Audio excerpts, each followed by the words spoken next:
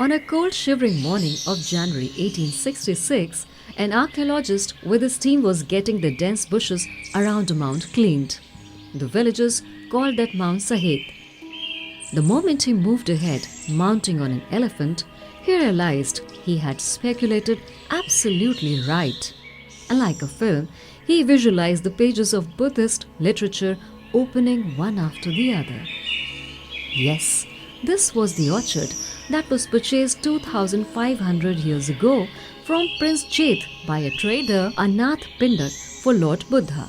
Leaving but mango and sandal trees, Anath Pindak got the entire area cleaned and a beautiful vihar was constructed.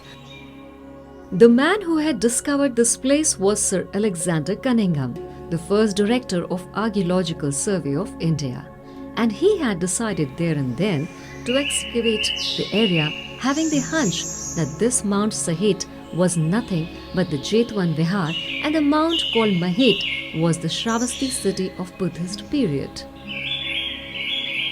Saravasti was an extremely important Indian city during Buddhist period. In the 6th century BC, there were 16 Mahajanpadas in India. Out of these, Kosal Mahajanpad was the most famous one for its power and expansion, and Saravasti was its capital. The city was connected by main trade routes. There are many theories as to why the city was called as Saravasti. According to Pali literature, sage Savath lived here, hence it was called Savathi, meaning where everything could be found. Whereas in Ramayana, Mahabharata and the Puranas, Ikshvaku ruler Shravast is known to have founded Saravasti.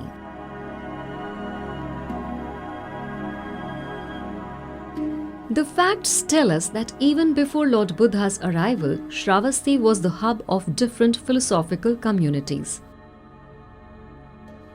Jain Tirthankar Sambhavnath and Chandra Prabhu were born here, and Ajiva Guru Makhaliput Gosal was also related to the city. Lord Mahavir too had come here many a time and had a great influence on the people of Saravasti. Buddha was related to the Shakyas of Kapilvastu. His childhood was spent in Kapilvastu. In the 6th century BC, Shakyas were under Kosal king Prasenjit. Evidently, Buddha was quite aware of the splendor of Saravasti. After his enlightenment, Buddha was invited to Saravasti by trader Sudatta in Rajgriha. Since there was no proper place for him to stay in Saravasti, Buddha did not confirm his visit. Sudatta, because of his kindness, was also famous as Anath Pindak. He decided to construct a vihar for Buddha, a place with all amenities where Lord Buddha could live. According to Chinese traveller Huan Sang Sariputra, one of Buddha's favorite disciples came to Saravasti to help Anath Pindak in this task. An appropriate place in Saravasti was spotted as the ideal locale for constructing the vihar, and that was the garden of King Prasenjit's son, Prince Jet. Prince Jet demanded a heavy price for the garden. He said he would sell only that much of land which would be covered by gold coins. Anath Pindak accepted it, and in this manner, this garden was purchased by him in 18 crore gold coins, and the same amount was spent in constructing the vihar. When there was a little land left, Anath Pindak was prevented by Prince Jet, and the money that the prince had received in the deal was utilized for constructing the vihar. Lord Buddha was quite impressed by the large-heartedness of Anath Pindak and hence named the Jetwan Vihar as Anath Pindakam. This incident has been very interestingly engraved in the Indian sculptures. Especially Bharhut carvings are incredible. The sculptures there depict a bullock cart full of gold coins and two men laying the coins on ground. And Anath Pindak is seen sanctifying the donation with an urn full of water. And right in front of him is the Bodhi tree, behind which 6 men are seen standing. Probably they are Prince Jet and his 6 attendants. These sculptures include 2 buildings. On one is engraved Gandhakuti and on the other Kosambakuti. On the rim is inscribed Anath Pindak donating Jetwan purchased by crores of gold coins. Post his enlightenment during the third year, Mahatma Buddha came to Jetwan. He was so enamored by Jetwan, Travesty and its beautiful surroundings that for the next 25 years, the city and its serene surroundings witnessed Gautam Buddha's stay during rainy season. It was the miracle of his magnanimous presence that a dreaded dacoit like Angulimal chose to embrace Buddhist religion. Actually, Angulimal was the synonym of terror. He used to kill people and then make garland of their fingers. Once he fell short of fingers and hence decided to kill his mother. At that moment, Gautam Buddha pacified him and made him his disciple, and thus Angulimal became a Buddhist monk. Impressed by Gautam Buddha's teachings, King Prasenjit became a follower of Buddhism. After Prasenjit embraced Buddhism, Lord Buddha's opponents challenged him that he was not better in any way. Lord Buddha accepted their challenge and decided to perform a miracle on a set time and place. He grew a mango tree within a day and showed his 1,000 forms in its leaves. After Lord Buddha performed the miracle, Saravasti was established as an epitome of Buddhist religion forever. Maximum number of doctrines and sermons by Lord Buddha had been given here only. While travelling to Saravasti, Mauryan Emperor Ashoka got 2 pillars erected at the eastern entrance of Jetwan and also got a stupa built. Both Fahian and Hunsang in their travelogues have mentioned this place.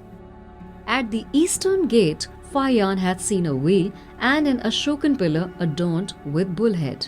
But by 19th century, Saravasti went into such an oblivion that Orientalists marked many places as the city but not getting to the right one. Besides Alexander Cunningham, Dr. W. Hoy carried out excavations during 1875 to 1876 and 1884 to 1885. After these extensive excavations, not only the remains of several stupas and vihars were found, but many archaeological evidences also pointed to the fact that Sahet was the ancient Jetwan Vihar and the remains of Mahet were in reality the remains of Saravasti city. In the early decades of 20th century, J.P. Vogel, Dayaram Sahni, A.J. Wilson and John Marshall discovered many such places during their excavations. In 1959, the excavation carried out under the guidance of Professor K.K. Sinha from Banaras Hindu University was helpful in deciding the real time period of Mahet. From 1986 to 2002 and 2003, the Archaeological Survey of India and Kansai University of Japan excavated in collaboration and came across several vihars, stupas, temples and water tanks. These excavations gave important insights about the city. Presently, this place comes under the newly constructed Saravasti and partially under Balrampur districts respectively. Post-archaeological excavations, many remains related to Buddhism from Jetwan have come to light, of which the remains of stupa, vihar and temples are noteworthy. The oldest remains discovered here are of Kushana period. Sculpted in Mathura and installed by monk Bal, sculpture of a deity is the oldest, whereas the most recent ones are of Buddhist Mahavihar constructed under protection of Kumar Devi, Queen of Kannauj during 11th and 12th century. Soon as one enters the complex, there are remains of some temples to be seen, after which are the remains of another temple and a vihar. From the excavations here, apart from the coins of Gupta period with Brahmi inscriptions and statues of Lord Buddha's different forms, copper plates of 1130 BC of Kannauj king Govind Chand has been found, on which is the mention of nearby villages being donated to the monks of Jetwan Mahavihar. This has factually endorsed the authenticity of Jetwan Mahavihar. Temple and Vihar 19 needs special mention. A mud stamp engraved with Buddhist mantra in the script of Gupta period has also been found here. Based on this, it can be safely said that Jetwan Vihar belongs to the Gupta period. It was conserved in the 10th century and was rebuilt between 11th and 12th century. There are 8 stupas near this vihar. From here, the coins with the name of Buddhadev inscribed in the script of the 5th century have been found. After this, one finds the remains of many more stupas, temples, vihars and wells. A little further is temple number 2, which has been recognized as original Gandhakuti. Built by Anath Pindak, Gandhakuti was probably renovated during Gupta period. The importance of this place has been mentioned in Buddhist literature as Jetwan Gandhakutya Chattari Manchpadat Thanani Avijhita Nev Honti, meaning all Buddhists who have visited or yet to visit this place never dream of leaving it.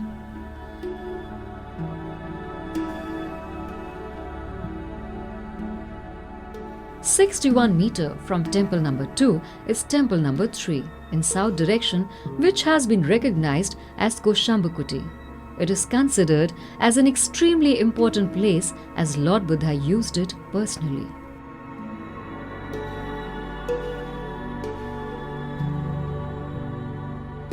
This huge mount known as Mahet represents Saravasti city.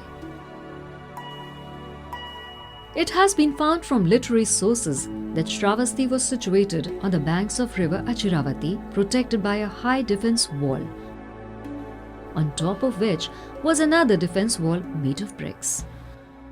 This 5.23 kilometer long wall sported many high domes and entrance gates. Achiravati is identified today as river Rapti.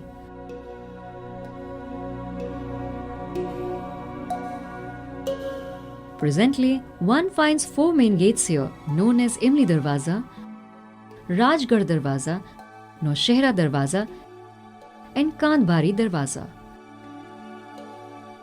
These are at southwest, northwest, northeast and southeast angles respectively. Near western entrance is Shobnath temple.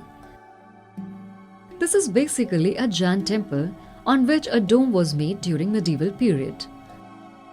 This place is known as the birthplace of Jain Tirthankars Sambhavnath and Chandraprabh. After excavating the nearby sites, the remains of 3 more temples have been found. Along with that, the remains of a basement of Jain temple and stone sculptures of some Tirthankars in standing and sitting postures have also been discovered, which are said to be of 11th and 12th century. Pakki Kuti is one of the 2 biggest mounds of the city. According to Cunningham, this was the stupa of Anglimal as was witnessed by the Chinese travelers, while some scholars believe that this could be the prayer room built by Prasenjit in the honor of Gautam Buddha. Kachi Kuti, which is a little further towards southeast from Pakki Kuti, is supposed to be the huge monument of the city.